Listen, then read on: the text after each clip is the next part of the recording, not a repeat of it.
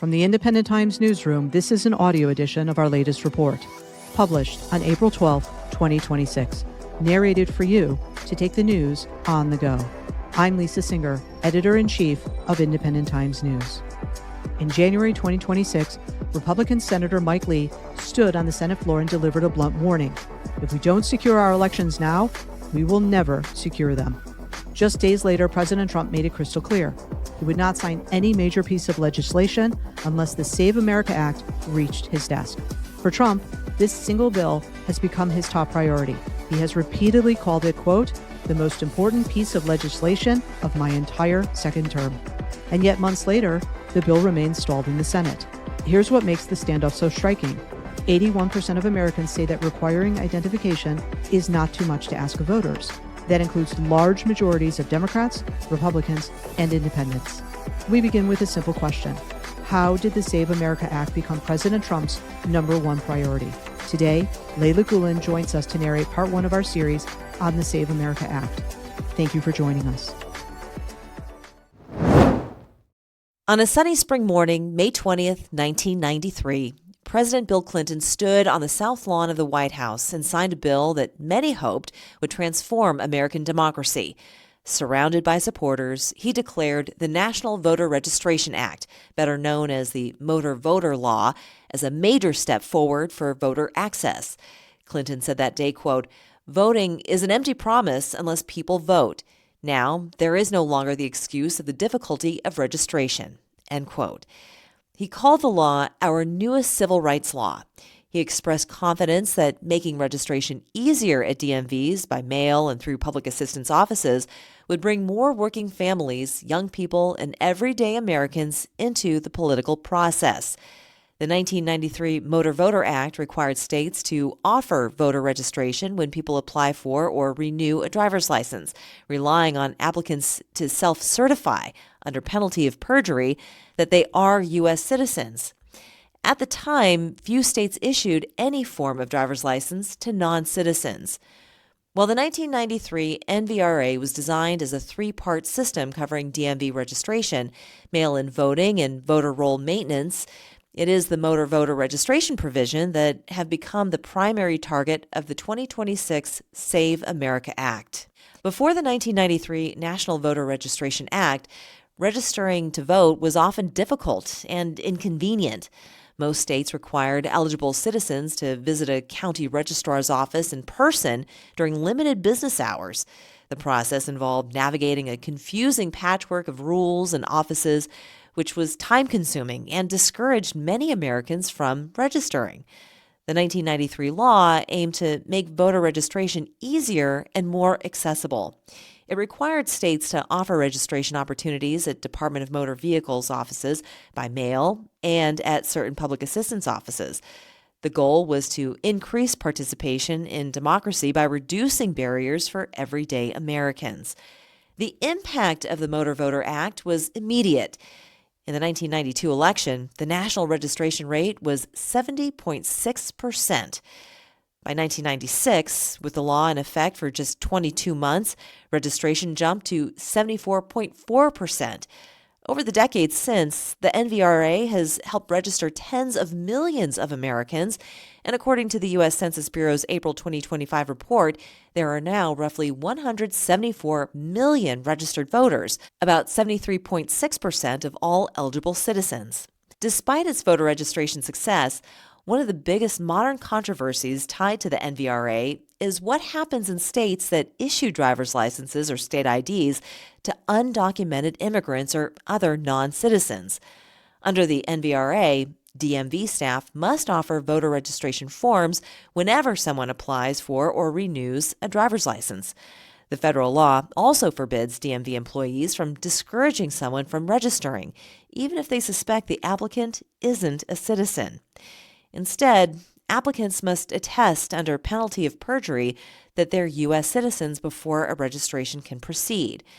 States try to separate non-citizen license holders from voter registration databases by using distinct license classes or markings indicating in bold letters not for federal identification or driving privileges only. Also, the DMV uses separate computer codes to prevent those individuals from being automatically prompted to register to vote. And finally, the DMV performs periodic data audits comparing their DMV records with immigration databases, such as the Department of Homeland Security SAVE system, to ensure only citizens are registered to vote. Despite those safeguards, recent audits have found that administrative errors do occur. In August 2024, Secretary of State Wes Allen of Alabama identified 3,251 registered voters who had received non-citizen identification numbers from the Department of Homeland Security, with 25 cases involving illegal votes.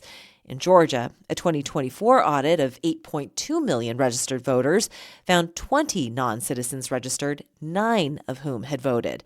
In Louisiana, Republican Secretary of State Nancy Landry's review of approximately 2.96 million registered voters found that 83 had cast at least one vote over the past 40 years. In Oregon, a 2024 audit found DMV clerical, technical, and policy errors led to approximately 1,800 people being mistakenly registered to vote without proper eligibility documentation. Of those, around 42 actually cast ballots, but many were later confirmed as eligible U.S. citizens. In Texas, a 2025 statewide review using the federal SAVE database flagged 2,724 potential non-citizens on the voter rolls out of more than 18 million registered voters. Some flagged individuals later proved that they were U.S. citizens. In Virginia, since 2022, state officials have removed roughly 6,300 individuals from the voter rolls after they were identified through DMV records as potential non-citizens. Most cases involved individuals who had self-identified as non-citizens on DMV paperwork, sometimes due to simple errors such as checking the wrong box or failing to update their records after they became naturalized citizens. Most of these incidents appear to stem from clerical errors, computer glitches, language barriers, or failures to update records after naturalization, rather than intentional or coordinated fraud. Nevertheless, critics of the current system argue that the heavy reliance on self-attestation under the 1993 motor voter law makes such errors almost inevitable over time. Republicans argue these examples show the work is far from over. As Republican Representative Marionette Miller Meeks of Iowa stated, after the House passed the Save America Act, quote, "There is still more work to do. While voting as a non-citizen is universally illegal, enforcement mechanisms are not universally implemented," end quote. Democrats counter the non-citizen voting is already extremely rare and carries heavy penalties. Democratic Senator Jack Reed of Rhode Island argued against the bill, stating, quote, "The way to solve this alleged problem of non-citizen voting is simply to enforce existing federal and state law that only U.S. citizens are allowed to vote, with strong penalties for non-compliance," end quote. These federal penalties, codified largely in the 1996 Illegal Immigration Reform and Immigrant Responsibility Act, are severe. Non-citizens who vote or even register to vote can face fines, up to a year in prison, and permanent deportation. Yet both sides agree that every vote matters. In March 2026, Democrat Andy Thompson flipped the Boca Raton mayor's seat held by Republicans for more than 30 years by just 5 votes. Similarly, George W. Bush won Florida and the presidency in 2000 by only 537 votes. In races this close, even a handful of improper ballots can shift an outcome. This explains why Republicans view the Save America Act as a necessary preventative system update, while Democrats maintain that existing legal deterrents are sufficient without adding new barriers to the process. For President Trump, the recent audit numbers from Texas, Virginia, and Oregon were the breaking point. Seeing thousands of potential non-citizens flagged on voter rolls after DMV transactions caused an immediate explosion of rhetoric from the White House. He has used these specific administrative glitches as evidence that the 1993 motor voter system is fundamentally broken, transforming what were once considered technical errors into the central theme of his 2026 legislative agenda. This push fits into a long-running narrative he has repeated since 2016, that the current system makes it too easy for non-citizens to end up on voter rolls. After years of citing state-level reports and commission findings, Trump has now tied the issue directly to the motor voter law itself, calling the current DMV registration process the motor voter loophole. In his 2026 State of the Union address, President Trump stated, quote, "I'm asking you to approve the Save America Act to stop illegal aliens and others who are uncommitted persons from voting in our sacred American elections. Cheating is rampant in our elections. It's rampant," end quote. On Truth Social, Trump declared the bill, quote, "must be done immediately," adding, "I, as president, will not sign other bills until this is passed. Go for the gold," end quote. The Save America Act has strong backing from conservative policy groups like the Heritage Foundation, which has urged Congress to enact it to protect election integrity, citing data from its own election fraud database.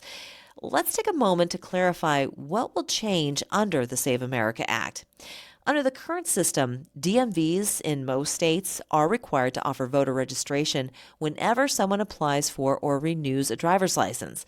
In 24 states, plus Washington, D.C., this has been expanded to automatic voter registration, where eligible applicants are registered by default unless they're specifically opting out.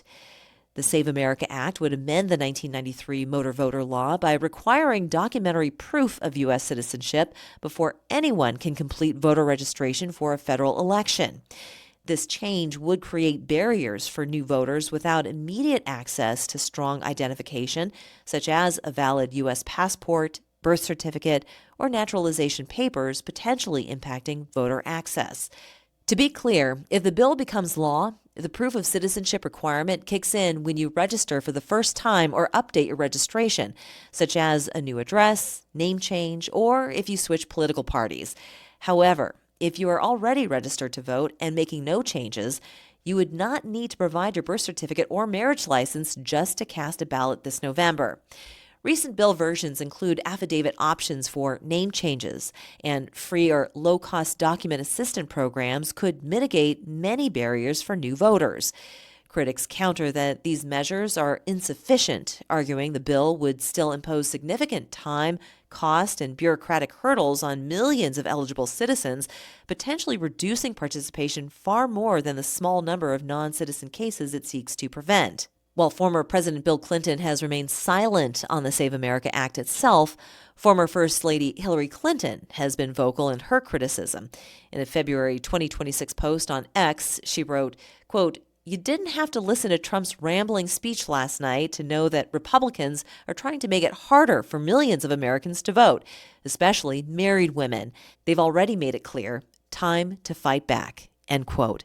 The practical issues for November are real. About 62 million eligible Americans are currently unregistered, and the Save America Act could make it harder for some citizens, especially those without passports or birth certificates, to register, risking their disenfranchisement in the 2026 midterms. The Brennan Center for Justice estimates that about 21.3 million eligible U.S. citizens of voting age lack ready access to proof of citizenship documents. The impact tends to be greater for seniors, young adults, and married women. Supporters argue that the current attestation-only system at the DMV is a dangerous loophole and that requiring documentary proof is a common-sense fix that closes a real vulnerability. Polling data on this issue reveals a deeply divided electorate, especially in the middle. Polls show strong initial support for the core idea. A March 2026 Economist YouGov poll found 59% of Americans and 52% of independents support requiring proof of citizenship to register to vote. The Harvard Capps-Harris poll similarly showed 75% overall support for proof of citizenship and 81% for voter ID. A Navigator research study in March 2026 showed that after independents heard about implementation challenges, such as added paperwork for married women with name changes or travel burdens for rural voters, their support for the SAVE Act dropped to 34%. While independents want secure elections, they are deeply wary of the administrative hurdles the Save America Act might introduce for everyday citizens. So, where does the Save America Act stand now? As of April 2026, the House passed a version of the Save America Act in February 2026. The bill has been under Senate debate since mid-March, but remains stalled, with no final Senate vote yet. President Trump has escalated the stakes by threatening to withhold his signature from upcoming budget reconciliation and infrastructure extension bills unless the Save America Act is attached as a rider or passed as a standalone bill. This all-or-nothing approach has created a high-stakes standoff in Washington before the 2026 midterms. Independent voters have a critical opportunity to shape this conversation. As the Save America Act moves through the Senate, you can contact your U.S. senators and representatives to share your perspective on balancing election security with voter access. The debate over how we register to vote is inextricably linked to how we vote, particularly through mail-in ballots. Finding the right balance is essential, securing our elections without creating unnecessary barriers that could disenfranchise millions of eligible citizens. In Part 2 of our Save America Act series, we will dive into the evolution of mail-in ballots and why it has become a flashpoint for the 2026 midterms. That was Layla Gulen narrating for Independent Times News. For more news and action built for independence, head to indtimes.news. These may not be the best of times, nor the worst, but these are undoubtedly independent times. I'm Lisa Singer. Thank you for listening, and please remember, your voice matters.